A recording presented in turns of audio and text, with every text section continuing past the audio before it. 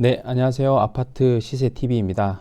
자, 오늘은 핫한 영등포 자이 디그니티에 대해서 같이 한번 보시고 제가 왜 이것 말고 다른 대안이 있나 라는 제목을 붙였는지 한번 말씀을 드리고 이 분양 단지가 매수할 만한 가치가 있는지 다른 곳들과 한번 같이 보고 판단을 할 수 있도록 한번 해보겠습니다.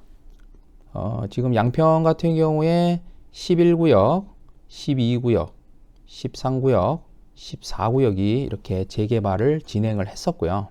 근데 11구역 같은 경우에는 지금 구역이 해제가 됐습니다. 해제가 됐고 13구역하고 14구역은 지금 추진 중인데요. 13구역은 사업 시행 인가가 났고 그 다음에 14구역은 추진위가 승인이 됐습니다. 특징은 둘 다 공공사업이에요. 공공재개발이란 얘기예요. 자, 공공재개발의 단점도 있지만 가장 큰 장점이 뭐냐 하면 속도입니다. 속도. 그래서 추진위 승인 같은 경우에는 재개발의 초반에 해당될 수 있지만 공공사업이기 때문에 지금 12구역이 저희가 26년도에 입주잖아요. 그래서 26년도에 입주하고 그렇게 엄청나게 오래 걸리지는 않는다. 이 구역들이 들어오는데, 그래서 이 구역들이 완성이 되면서 이제 약간 시너지를 볼 수 있는 게 기대를 할 수가 있다. 이 정도로 보실 수 있을 것 같고요. 자, 여기 있는 양평 12구역이 오늘의 주인공이죠. 영등포 자이 디그니티라는 이름으로 34평이 지금 11억 5천에 지금 평균 분양가로 나와 있습니다. 그래서 총 700세대고요. 일반 분양은 185세대를 분양을 합니다. 특별히 87가구, 일반이 98가구입니다. 3월 7일이 1순위, 그 다음에 3월 8일이 2순위, 그리고 3월 14일 날 당첨자 발표를 합니다. 자, 이쪽 동네는 보시다시피 이쪽에 이제 재개발을 진행을 하고 있고요. 그 다음에 재건축 단지들이 몇 개 있고, 그 다음에 이 검정색으로 제가 해놓은 것들은 약간 대단지 중에서 대장급으로 취급받는 애들의 금액하고 연차를 한번 정리를 해봤는데요. 당산 삼성레미안 같은 경우에 33평이 16억, 그 다음에 동부 센트레빌 같은 경우에 14억 35평, 그 다음에 쌍용 클래식 같은 경우에 12.8억이고요. 그 다음에 당산 이가 현대 같은 경우에 지금 영등포 자이하고 거의 입지가 비슷하죠. 그죠? 10억이 돼 있는데 문제는 얘는 30평인데다가 30년 차입니다. 오래된 거기 때문에 반영을 해야 되고, 이렇게 직관적으로 봤을 때 입지 대비 지금 형성되어 있는 시세는 그렇게 비싸 보이지는 않는다는 겁니다. 자, 당산의 가장 큰 그 장점은 솔직히 입지죠. 입지. 여기 지금 도보 1분 거리에 5호선이 위치를 하고 있고요. 그 다음에 한 정거장만 가면 2호선으로 갈아탈 수 있습니다. 그 다음에 또 한 정거장만 위로 올라가면 9호선을 탈 수가 있다는 얘기죠. 그래서 5호선, 9호선, 2호선을 이용을 하는 아주 사통팔달한 위치에 있다라고 말씀을 드릴 수 있고요. 2호선 같은 경우에 이제 북쪽, 남쪽으로 빠르게 이동 가능하고, 5호선 같은 경우에도 서울의 동북쪽으로 빠르게 이동, 그 다음에 9호선도 강남 쪽으로 이동을 할 수가 있죠. 자, 특히 영등포 구청역 같은 경우에는 더블 역세권인데 여기서 굳이 전철을 타지 않더라도 도보 15분권에 위치하고 있다라는 것 말씀드리겠습니다. 그래서 한국의 3대 업무지구인 종로, 강남, 그리고 여의도까지의 전철로 도착 시간이 종로로는 27분 만에 도착을 하고요. 그 다음에 강남 같은 경우에도 40분, 그 다음에 여의도 같은 경우에는 8분 만에 도착을 할 수 있는 아주 좋은 위치라고 볼 수가 있습니다. 자, 그 다음에 인프라하고 학군을 한번 같이 보시겠는데요. 인프라 같은 경우에는 지금 인접한 곳에 코스트코와 롯데마트가 위치해 있고요. 자, 이 양평이 아쉬운 게 사실은 학군입니다. 학군. 솔직하게 그냥 말씀을 드리는 거고요. 학군이 많이 아쉬워요. 자, 다행인 것은 초등학교가 200m 앞에 있습니다. 이게 정말 천만다행인 거고요. 중학교 같은 경우에는 600m 거리에, 고등학교 같은 경우에는 550m 거리에 있습니다. 그나마 다행인 것은 이쪽 라인이 다 이제 주거 지역이기 때문에 뭐 학생들이 왔다 갔다 하면서 다니기에는 크게 나쁘지는 않아 보입니다. 그리고 북에서 남으로 이렇게 쭉 안양천이 흐르고 있고요. 이쪽으로 산책도 하셔도 되고 또 뭐 운동도 하셔도 되는 아주 좋은 인프라가 되겠습니다. 자, 학군이 많이 아쉽다고 했는데, 근데 다행인 것은 옆에 뭐가 있다? 오목교역이 있죠. 이 오목교역이 목동이잖아요. 여기서 목동의 학원가가 엄청 잘 돼 있습니다. 그래서 고등학생하고 중학생 같은 경우에는 본인들이 스스로 가도 되고, 이제 이쪽에 있는 학원가에서 많이 그 셔틀버스를 운영을 한다고 하니까요. 크게 문제되지는 않을 것 같습니다. 자, 그럼 구체적인 분양가를 한번 같이 보시겠습니다. 자, 59타입 같은 경우에 평균 8억 5천에 분양을 했고요.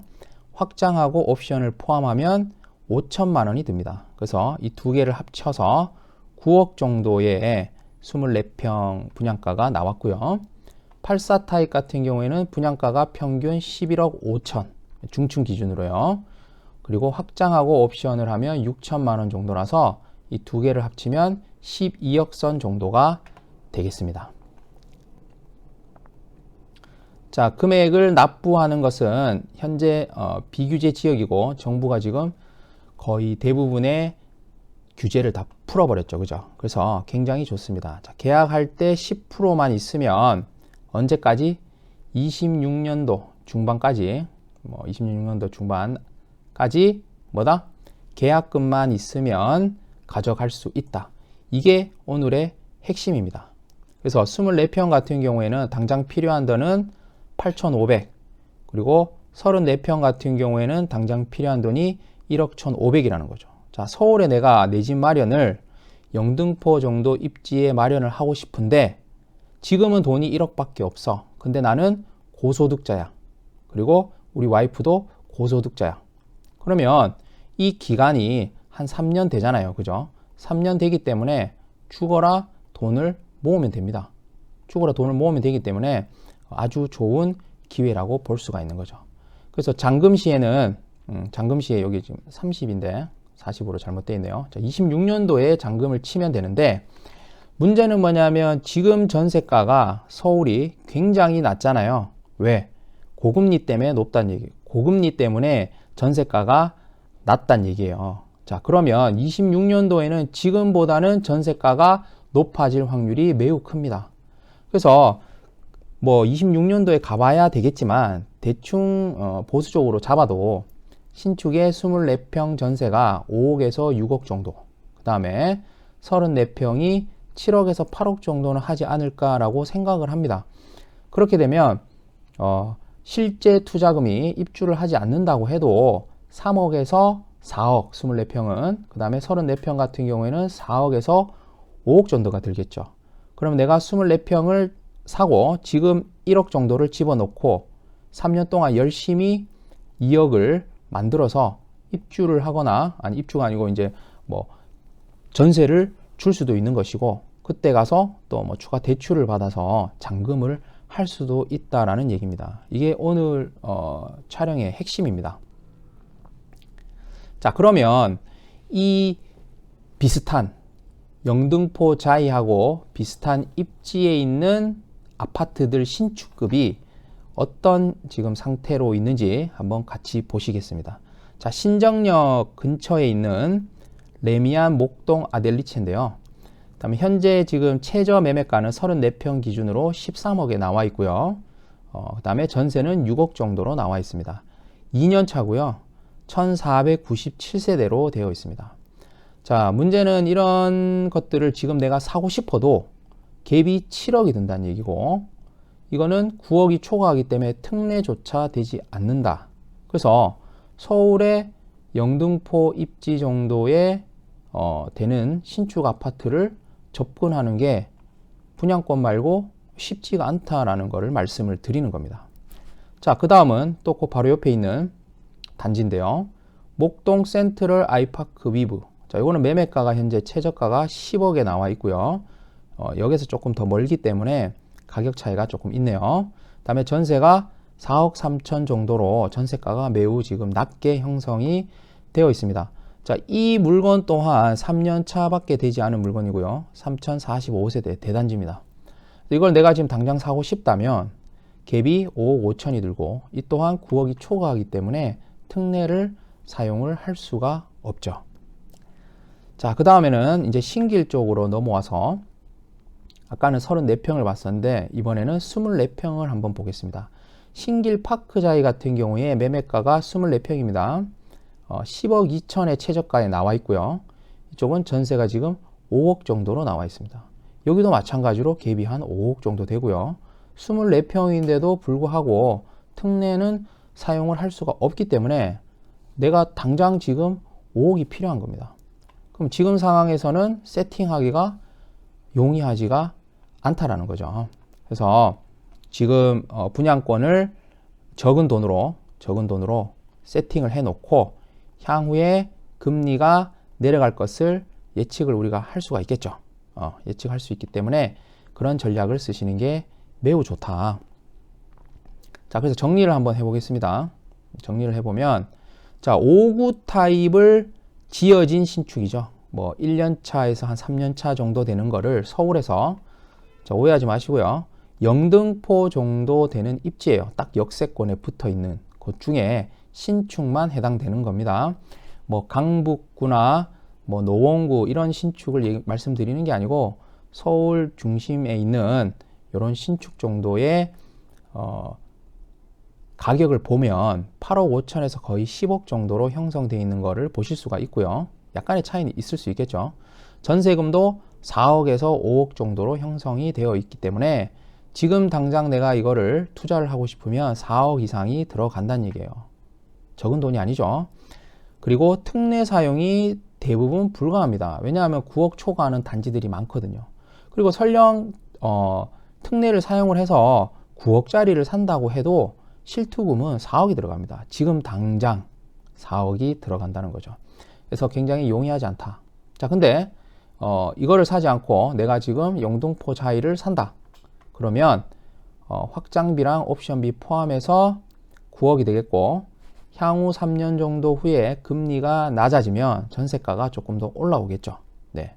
그렇게 되면 지금 당장은 9천만 원 정도만 필요하고 그 다음에 3년에서 3년 반 정도 2억 정도 추가로 모아서 세팅을 할 수가 있습니다. 또한 전매 제한이 1년 후면 풀리기 때문에 혹시나 지금 매매가 보시면 아시겠지만 그렇게 높은 분양가는 아니거든요.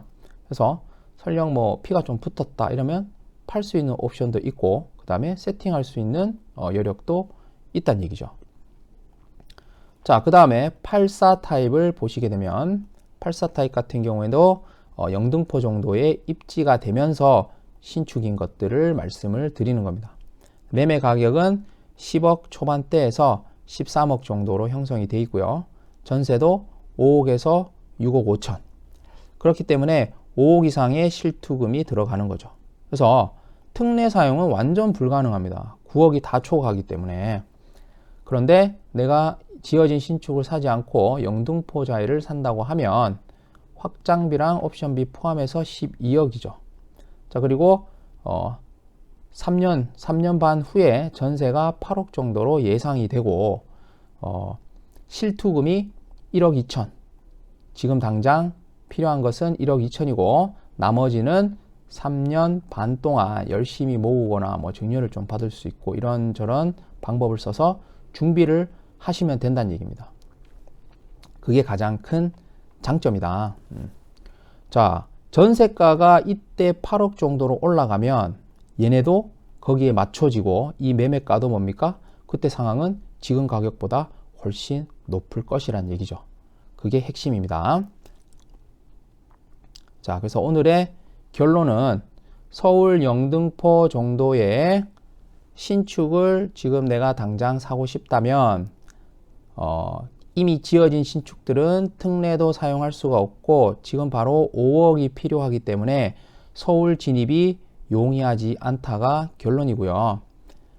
그렇기 때문에 영등포 자이를 보면 분양권의 장점을 최대한 누리면서 낮은 초기 투자금을 집어넣어서 잡아두고 향후에 3년 동안 이제 저금리가 되고 전세가가 오를 때까지 기다렸다가 인플레이션 방어도 하고 저금리가 왔을 때 세팅을 할 수 있는 전략으로 가면 서울에 괜찮은 입지의 아파트를 내가 지금 시점에서 잡을 수 있다 라는 게 오늘의 포인트입니다.